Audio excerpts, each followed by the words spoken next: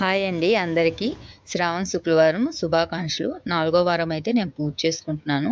ఆ అమ్మ ఆశీస్సులు అందరికీ ఉండాలని మనస్ఫూర్తిగా కోరుకుంటున్నాను. ఇక్కడైతే నేను తోరణం అయితే కడతా ఉన్నాను. ఇంకా అమ్మని కూర్చోబెట్టుకుని కాడైతే ఇలా తోరణం అయితే పెడదామని అనుకున్నాను. ఇంకా పెద్దదిగా అయితే కట్టి స్టెప్పులుగా గోపురం లాగా అయితే చేయాలనుకున్నాను. ఇంకా నేను ఒక్కదాన్ని అయ్యే లోపల ఎవరు హెల్ప్ అయితే చేయలేదు.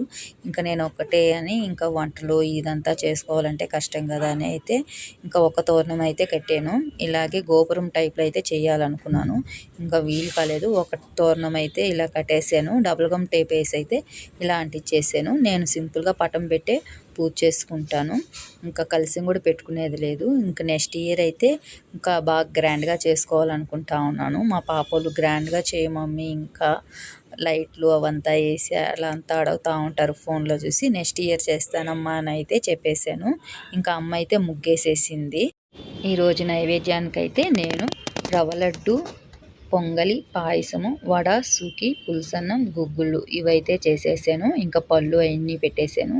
నా కాడ ఓల్డ్ కాయిన్స్ కూడా పెట్టేసి అయితే పూజ చేసేసుకున్నాను.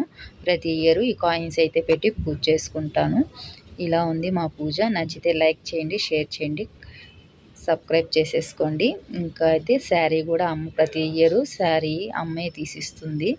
ఇంకా ఈ సంవత్సరం అయితే చాలా ప్రశాంతంగా, ఆనందంగా, సంతోషంగా అయితే పూజ చేసుకున్నాను. మా వీడియో కానీ నచ్చినట్లయితే లైక్ చేయండి, షేర్ చేయండి, సబ్స్క్రైబ్ చేసుకోండి. ఆ అమ్మ ఆశీస్సులు అందరికీ ఉండాలని మనస్ఫూర్తిగా అమ్మనైతే కోరుకుంటున్నాను.